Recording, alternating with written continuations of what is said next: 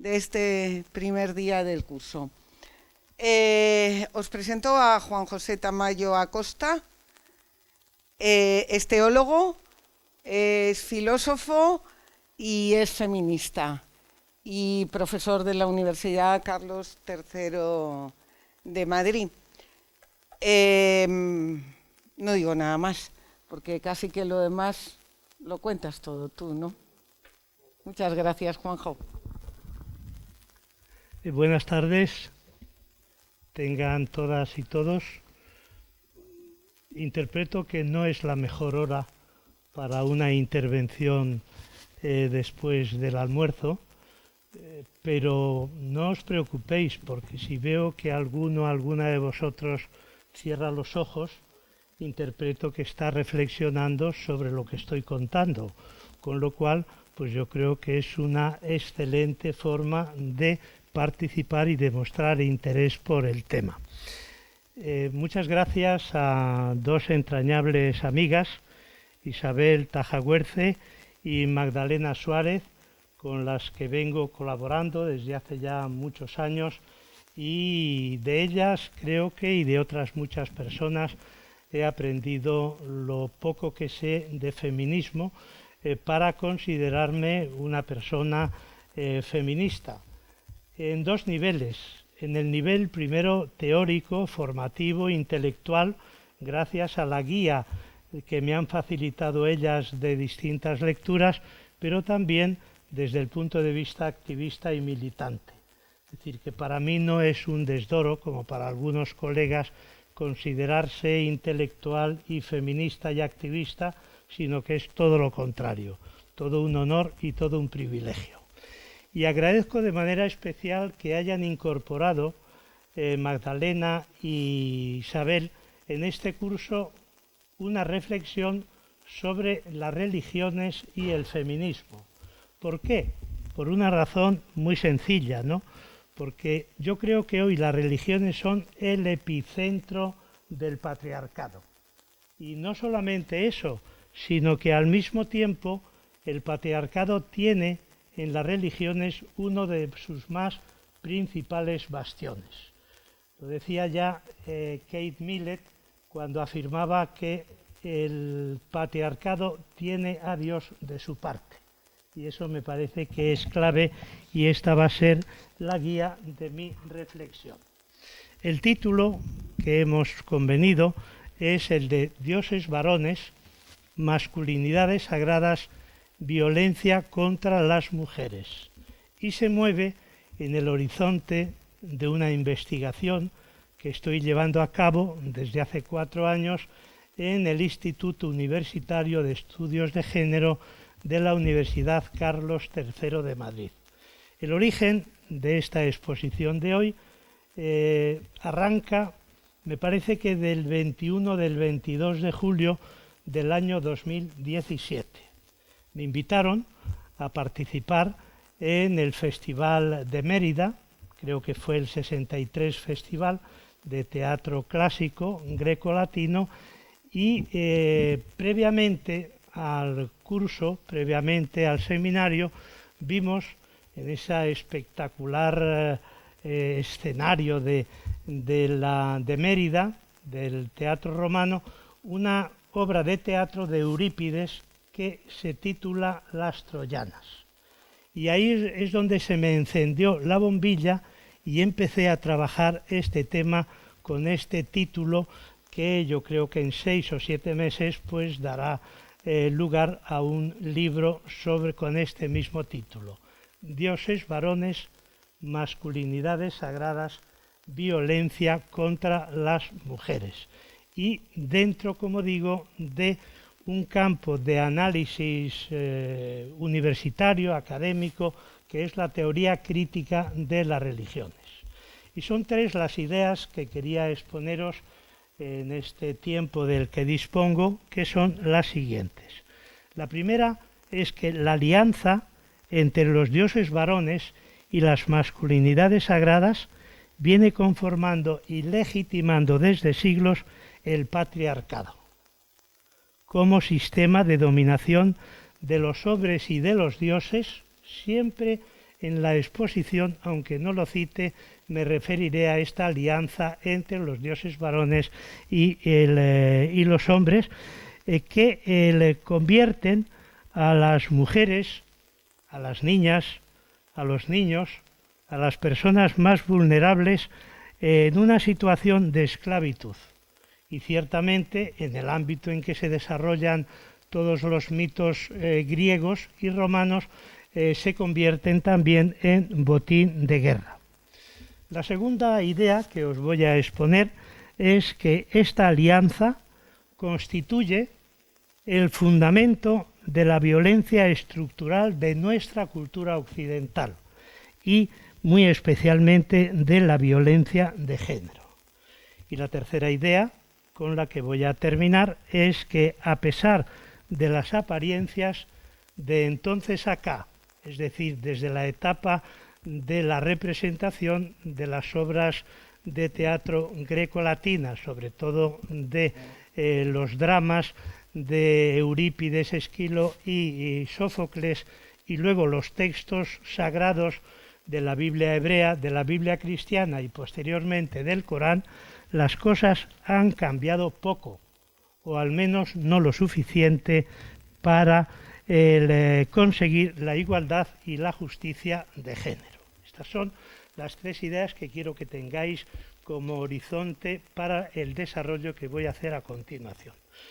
En primer lugar, tengo que definir el primer sujeto del que he hablado, los dioses varones. Zeus, por ejemplo, y el dios de las religiones monoteístas, me estoy refiriendo al Dios del Corán, al Dios de Israel, al Dios de Jesús de Nazaret, que son el mismo y único Dios. Es decir, estas son religiones monoteístas que han superado todos los planteamientos politeístas de las religiones del entorno y han afirmado o defendido la existencia de un único, verdadero y universal Dios. Fijaos que ya nos encontramos con una parte del fundamento de lo que va a ser luego el fundamentalismo, ¿no? Es decir, el Dios de Israel, de Jesús de Nazaret y de los musulmanes y del Corán es un Dios único, verdadero y además universal. Claro, independientemente, dirán estas personas creyentes fundamentalistas, de que la gente crea o no en Dios, les va a decir, no se preocupen ustedes, que Dios tiene un plan de salvación para aquellas personas que, independientemente de que crean en Dios o no, sigan el camino recto, y un plan de condenación para aquellas personas que vayan por caminos deseados. Fijaos que este Dios de las tres religiones monoteístas tiene una serie de características o atributos. ¿Y cuáles son? Omnipotencia, o sea, tienen todo el poder; omnisciencia, todo el saber; omnipresencia, están en todas las partes; providencia, prevén lo que va a suceder; y, con mucha frecuencia, violencia. Fíjense en qué terminan los 5 atributos. Lo habrán observado, ¿no? Porque he subrayado claramente que es cia. Evidentemente, unas deidades que tienen estos atributos pues no pueden mantener otro tipo de relación que con esta organización internacional que controla la vida y los pensamientos de todos los seres humanos. Y eso no es solo porque sea una voluntad mía, que ciertamente es bastante malévola, sino porque a lo largo de la historia la alianza del Dios de las religiones monoteístas ha sido con poderes militares, con dictaduras, con absolutismos, con reyes, con príncipes, etcétera, etcétera. En ese sentido, pues habría que decir que, claro, que con frecuencia este dios o el propio Zeus se mueven con intenciones de venganza, tienen carácter militar y se comportan arbitrariamente y actúan de manera sanguinaria. Y sobre todo tienen una actitud y una actuación patriarcal. Vamos a verlo en alguno de estos ejemplos. Por ejemplo, la figura de Zeus. Zeus, como saben, es el superdios de todo el Olimpo griego. La religión griega es una religión politeísta, pero dentro de ese politeísmo hay una figura que está por encima de las demás deidades masculinas y femeninas, que es Zeus, ¿no? Es la deidad suprema del panteón griego, el padre de todos los dioses y de todos los hombres. Es el dios de la fuerza y de la victoria. Desde el Olimpo controla la vida de todos los seres humanos y rige los fenómenos atmosféricos. Hay solamente algo que se le resiste a su poder absoluto, y es que está limitado por las leyes ineluctables del Hades, lo que hoy llamaríamos el infierno. Pero claro, en relación con el tema de género, creo que hay una característica muy peculiar de este superdios, y es que es un dios violador. Subrayen esta idea, dios violador. Él estaba casado con Hera y ciertamente le ponía a diario los cuernos, por decirlo de una manera coloquial, ¿no? Era capaz de metamorfosearse en distintas formas, pues no sé, en la manera de lluvia, de un cisne, de un esposo, precisamente para acceder al cuerpo de las mujeres y para asaltar a las jóvenes, ¿no? O sea que la práctica habitual de Zeus era la violencia sexual contra las mujeres. Y en los relatos griegos no hay interés o preocupación por lo que piensen, sientan o sufran las mujeres violadas, ¿no? ¿Por qué? Porque el objetivo de estos grandes mitos va a ser encumbrar al protagonista, que es precisamente Zeus, ¿no? La representación de Dios es una mezcla de padre y guerrero, que utiliza a las mujeres como seres de segunda clase para realizar su ser. Esta idea la he tomado del último libro, excelente por cierto, que recomiendo, lo estoy leyendo y he leído ya precisamente la parte de Zeus y del dios cristiano en relación con las mujeres. Es un libro que acaba de salir de Ana de Miguel, que se titula Ética para Celia. Un libro excelente, ¿no? Y esta idea y esta cita la he tomado de ella. Ser mujer es en todos los casos ser relativas a los hombres. Relativa a Zeus es su esposa. Relativa a Zeus son las madres de sus hijas.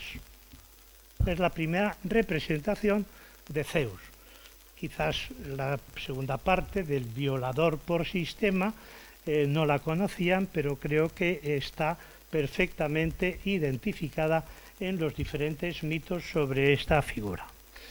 Otra gran figura, esta de la religión hebrea, es Yahvé, que aparece en la Biblia como el Dios creador del cielo y de la tierra y el libertador de Israel de la esclavitud de Egipto. Pero, cuidado, que esta es una imagen parcial de lo que es este Dios, Yahvé, ¿no? La palabra Yahvé significa yo soy el que soy o yo seré el que seré. Es decir, la palabra Yahvé en realidad está llena de una carga liberadora, es decir, yo os liberaré de la esclavitud de Egipto y os llevaré a una tierra prometida que emana leche y miel.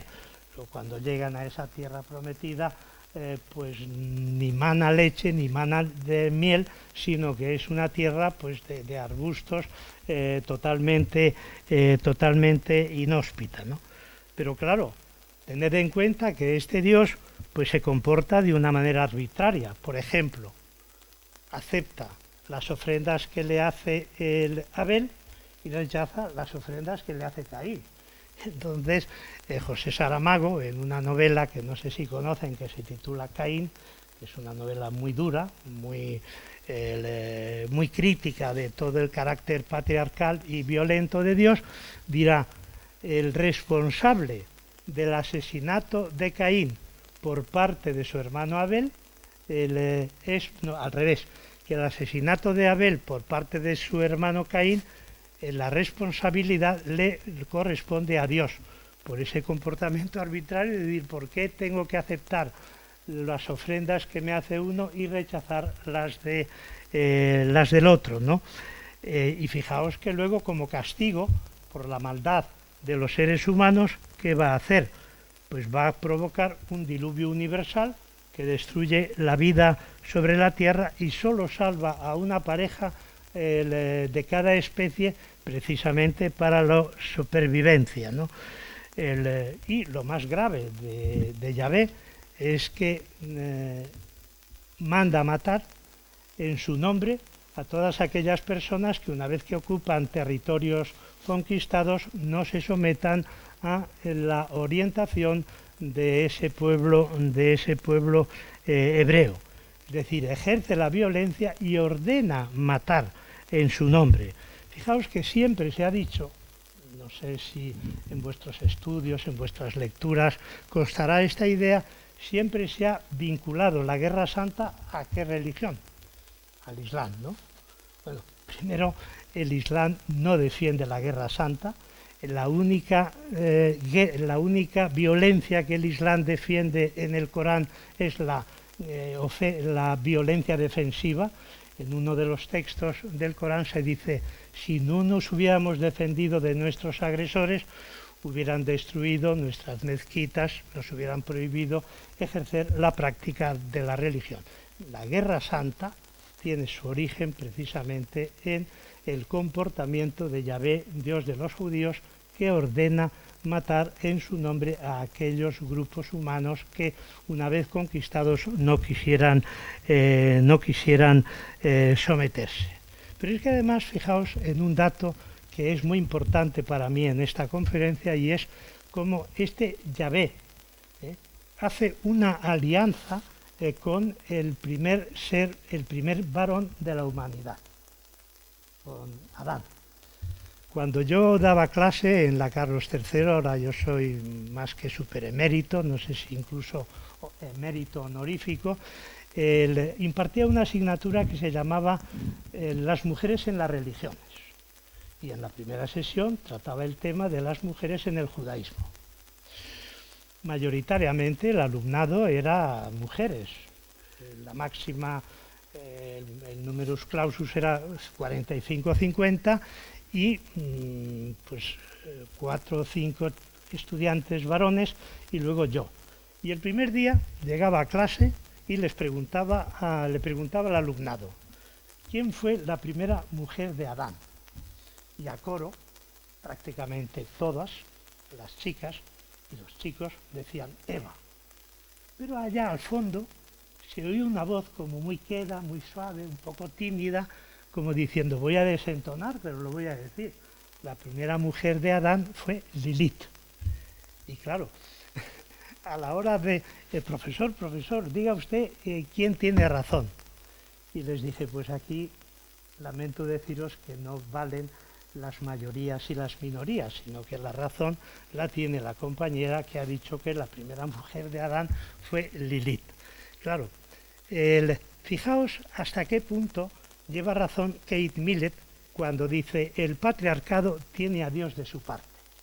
Lilith es la primera mujer que Dios crea del barro, con Adán, no de una costilla como luego va a ser la segunda, y cuando llega el momento de tener relaciones afectivos sexuales, le dice a Adán, no soporto ni acepto colocarme debajo.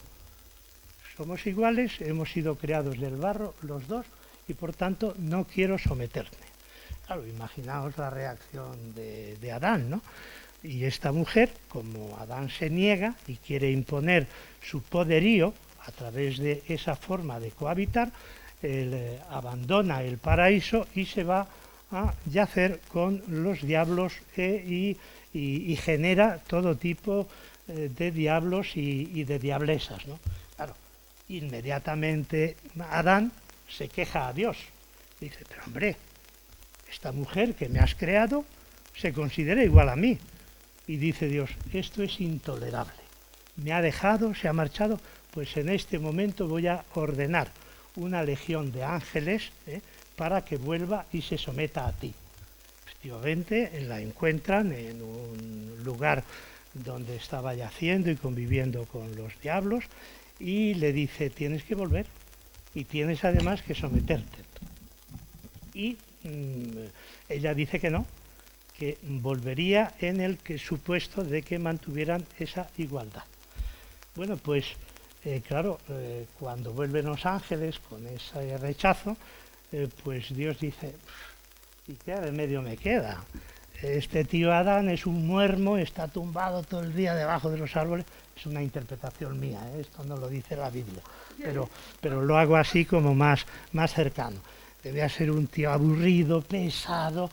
Joder, le voy a tener que hacer una compañera, porque si no, este tío ahí ni va a arreglar el jardín, va a dejar secar todas las plantas y además se va a morir porque no tiene de qué comer, ¿no?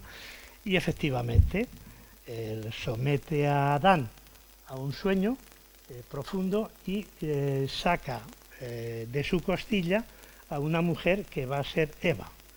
¿Y qué va a decir Adán? Esta sí que es carne de mi carne y hueso de mis huesos. Por eso será llamada varona y se unirá a mí de por vida.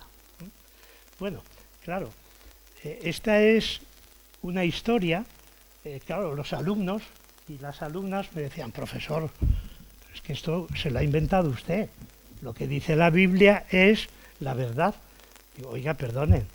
El relato que yo hago de Lilith está basado en un midrash, que es un comentario a los textos bíblicos del siglo XII, y es tan mito como la creación de Eva de una costilla de Adán. Claro, eso ya pues les tranquilizó, haciendo ver cómo son dos mitos con un mensaje completamente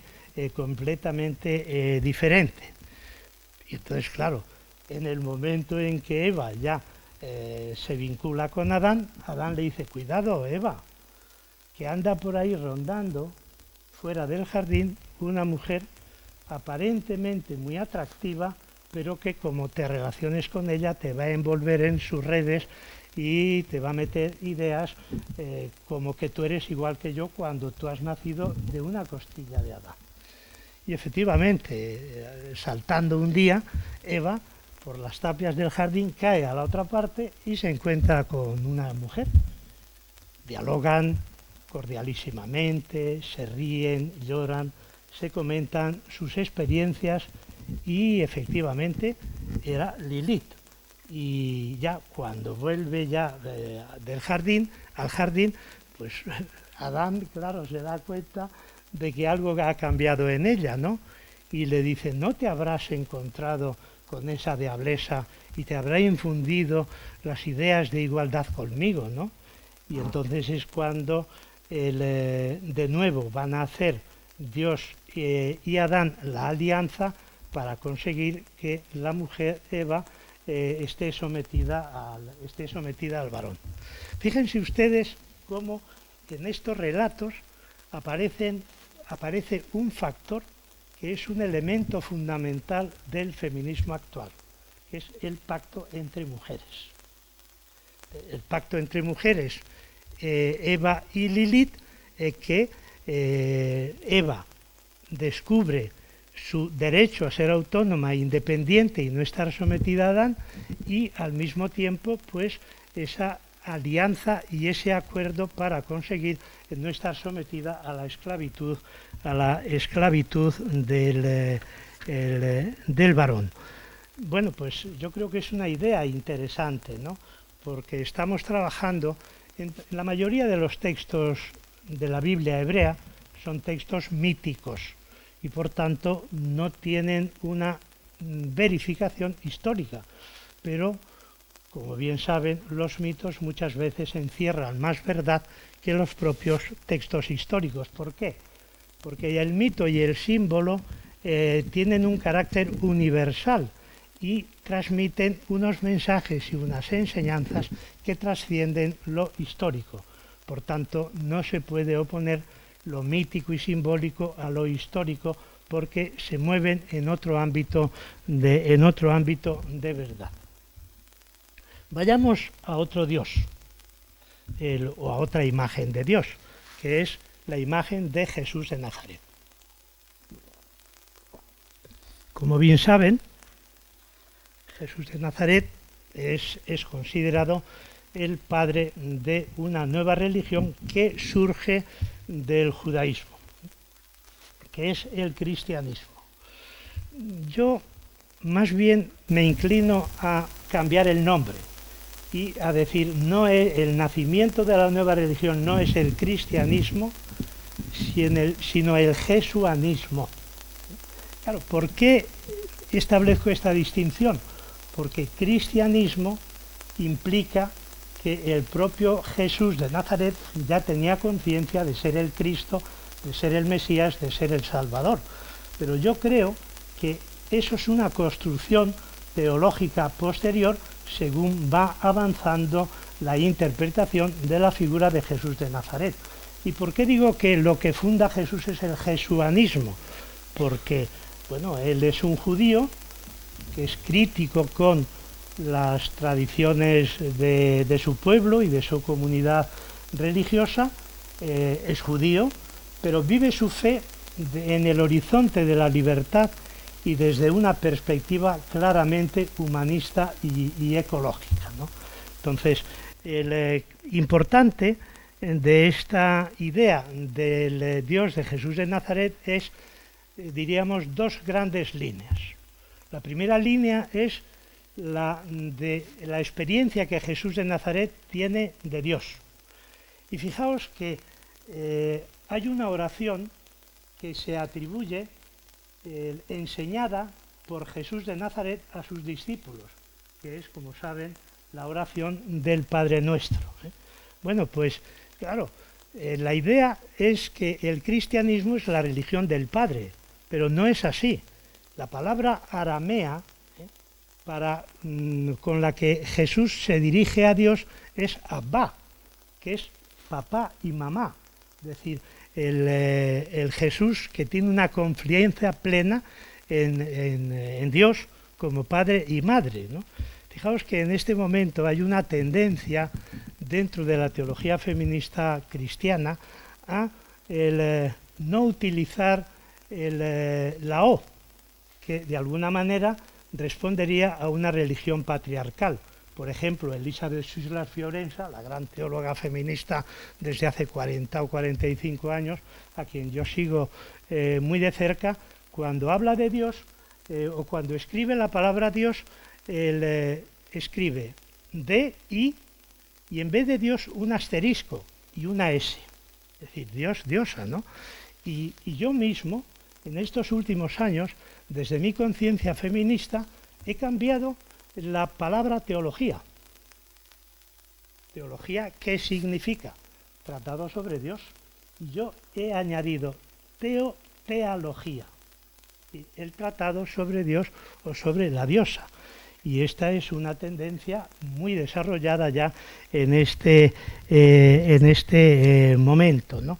Y en ese sentido, yo creo que Jesús de Nazaret lo que va a hacer va a ser romper con la imagen del Dios Padre Padrón y establecer una relación de confianza, de cordialidad, de reconocimiento de Dios como Padre y Madre, que es muy distinto de ese Dios omnipotente y todopoderoso al que me he referido anteriormente.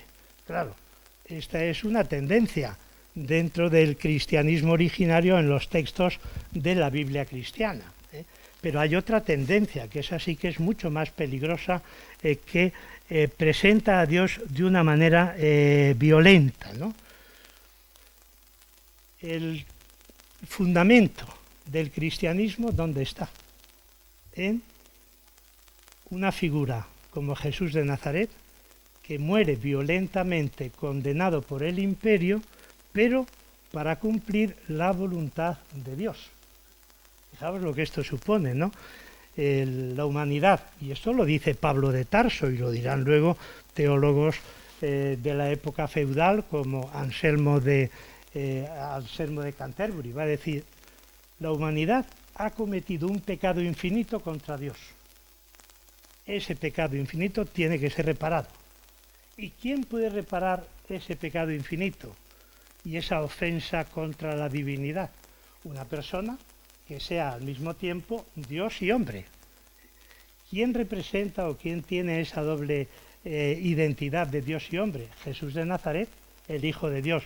Por tanto, Dios quiere que su Hijo sea sometido, sea sacrificado, con ese sacrificio tan brutal y el más violento de todos los sacrificios, como decía Cicerón, que es la crucifixión, y de esa manera nos encontramos con que ese Dios es el que quiere el asesinato de su Hijo como condición necesaria para salvar a la humanidad.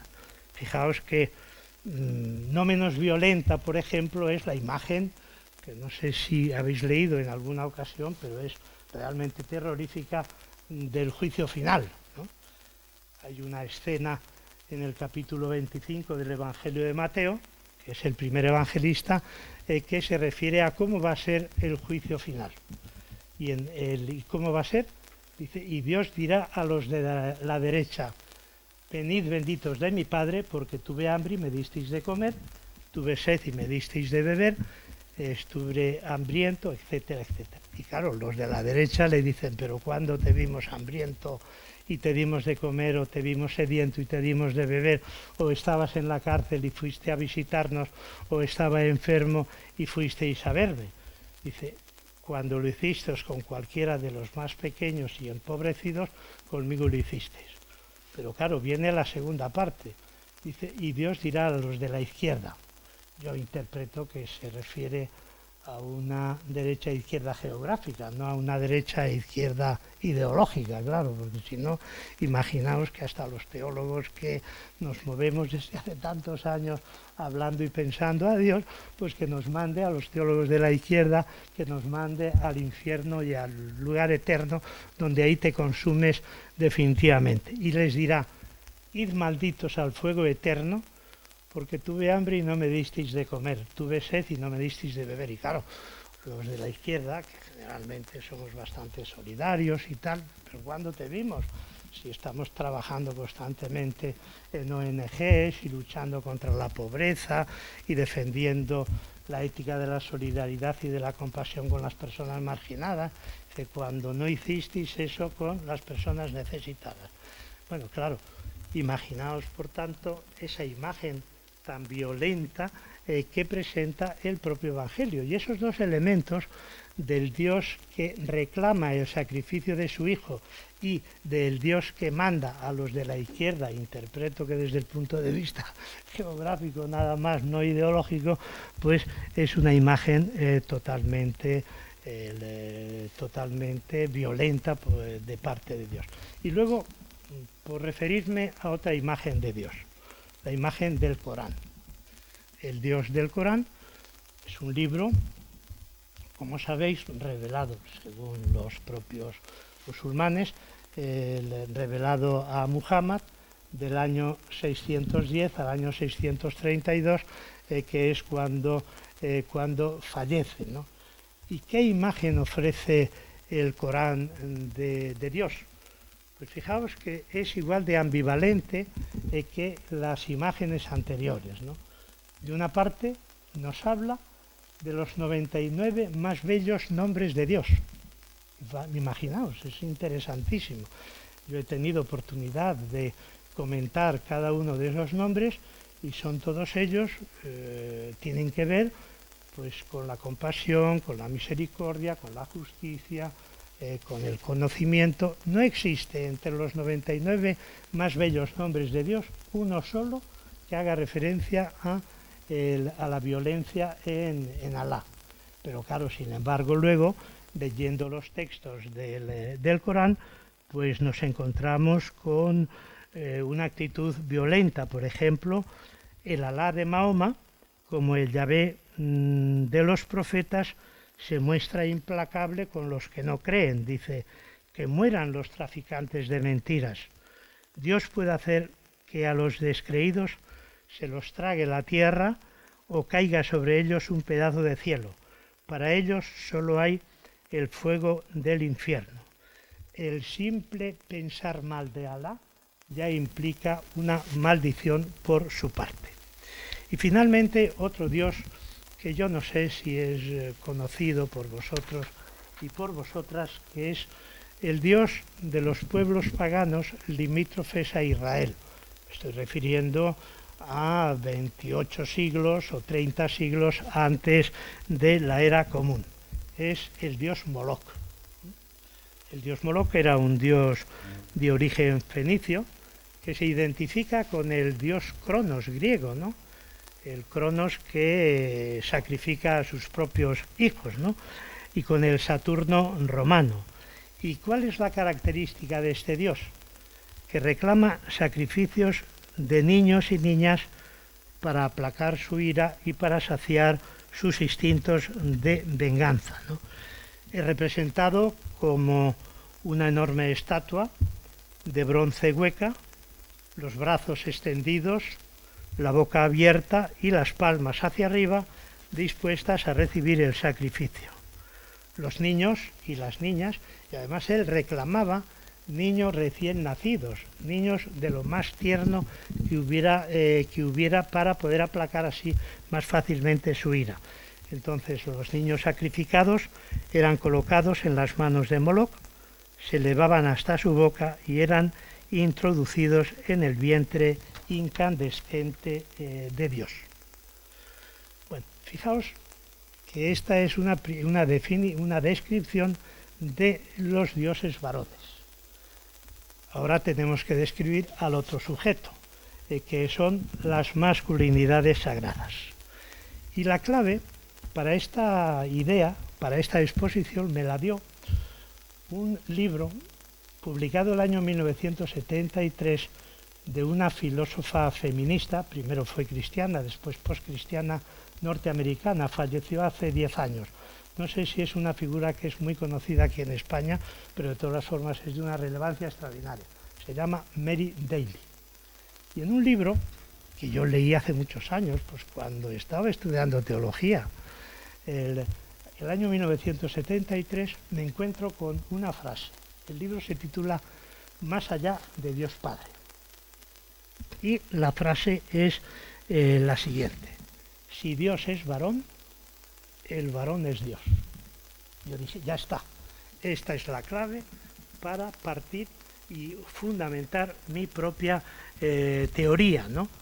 Efectivamente, las deidades masculinas solo se dejan representar por varones. ¿Por qué? Porque consideran que son ellos quienes mejor transmiten su voluntad, quienes mejor ejercen su poder y quienes piensan y se comportan patriarcalmente, ¿no? Entonces, ¿cuál es el resultado? Y ahí es donde viene la segunda parte de mi exposición. Pues que los hombres, los varones, se convierten en dioses, o, según la expresión que yo mismo he acuñado, recientemente se convierten en masculinidades sagradas. Y por muy violentos, por muy irracionales, por muy inmorales que sean sus comportamientos, son legitimados por Dios. Esta es una clave fundamental, claro. Es decir, los comportamientos de los representantes de los dioses varones son inmediatamente reconocidos como comportamientos elevados a la categoría divina, ¿no? Y en ese sentido, pues no importa que sean comportamientos violentos contra las mujeres, etcétera, etcétera. Y profundizando en esta idea, hay una teóloga, me parece que holandesa, de la década de los 70, Catherine Halkes, que dice, la imagen de Dios como padre patriarcal se ha fijado de tal manera en la imaginación humana que no solamente ha consolidado el statu quo de la sociedad patriarcal, sino que también ha sido la causa de la dominación de los hombres sobre las mujeres conforme al plan de Dios, y de que este orden divino queda así legitimado. En otras palabras, el patriarcado religioso está legitimando el patriarcado político. Y esa es la gran alianza que en este momento sigue vigente, ¿no? Y dice Catherine Halkes, el patriarcado religioso y político no solamente son naturalizados, sino que adquieren el carácter divino, ¿no? Pero fijaos lo impresionante que es la complicidad entre los dos patriarcados. Resultado, nace así la sinergia, la alianza o más aún la complicidad entre los dioses varones y las masculinidades sagradas para conformar el patriarcado religioso político que reclama y justifica la necesidad de sacrificios humanos, sacrificios selectivos de niños y niñas, de doncellas, de esclavas, de mujeres esclavizadas. Y en los tres libros de la Biblia cristiana, de la Biblia hebrea y del Corán, nos vamos a encontrar con textos a cada paso que van a justificar la violencia de los varones contra las mujeres. No puedo entrar en estos textos porque creo que ya he superado el tiempo que tan generosamente me han facilitado y bueno, y observo que no he visto ningún ojo, ninguna lente cerrada, lo cual quiere decir que bueno, pues un tema complejo y teológico. Fijaos que he dado una lección hoy de teología que nunca había dado en un espacio público universitario y compruebo o puedo percibir el interés que pueda suponer.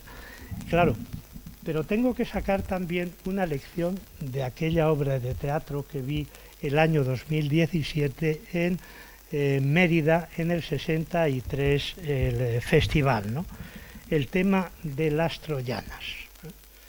El comportamiento, y ese fue el origen, y por tanto tengo que referirme a ello, el origen de esta exposición, ¿no? Recordáis perfectamente que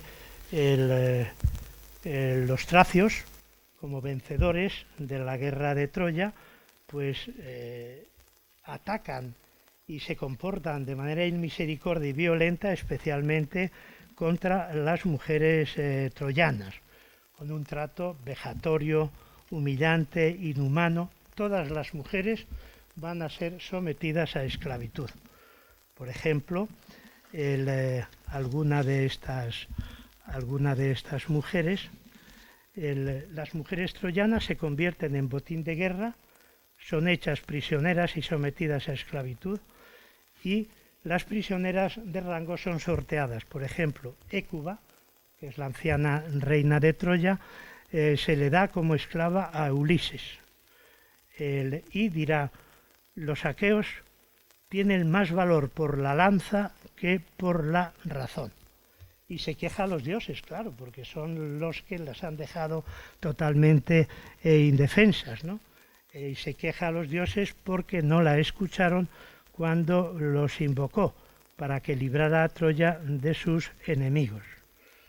La profetisa Casandra, que seguramente que es un nombre que identificáis, es entregada a Agamenón, el rey de Micenas, que la lleva a Micenas, donde le espera una muerte espantosa.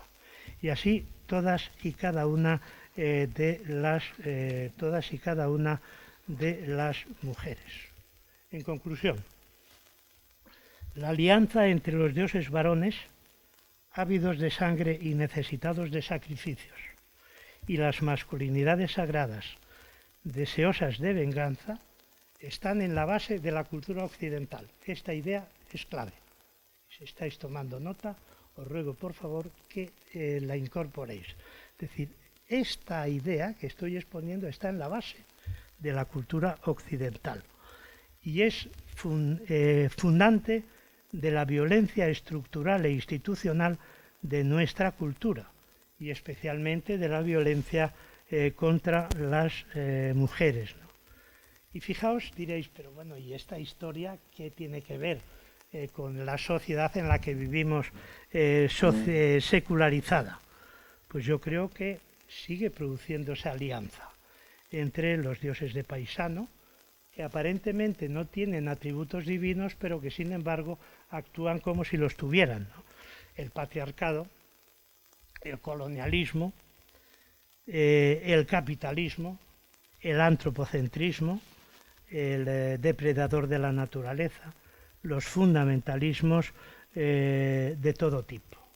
Más aún, yo creo, y eso lo podéis confirmar pues siguiendo toda la historia de la cultura occidental, que la mitología griega, con esta alianza, está en el origen del pensamiento moderno occidental, y que estos mitos son parte del imaginario cultural de la antigua Grecia, en la que se ponen las bases patriarcales del orden social, político y religioso, y de las relaciones entre las deidades masculinas y los seres humanos en nuestra cultura.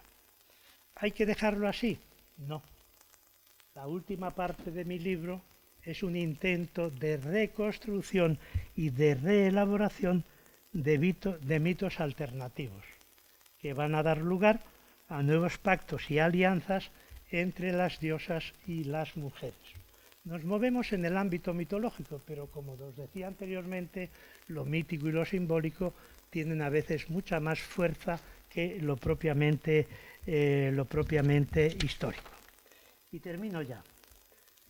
Mi reflexión tiene también una lección para nosotros los hombres, que en un acto de secularización machista hemos suplantado a los viejos dioses de las tradiciones monoteístas y politeístas y nos hemos apropiado de su hegemonía sagrada. Hay también una lección para los hombres que nos declaramos feministas e igualitarios. Todavía nos queda mucha masculinidad hegemónica y una buena costra de masculinidad sagrada, aunque nos declaremos laicos. Con ella estamos contribuyendo a perpetuar el patriarcado religioso, cultural, cívico, político y ético. Tenemos que deconstruir dichas masculinidades, librarnos de ellas y construir masculinidades otras o alternativas. Mientras tanto, seguiremos siendo cómplices del patriarcado. Y como yo todavía no tengo la conversión suficiente al feminismo, me sigo considerando cómplice del patriarcado. Muchas gracias.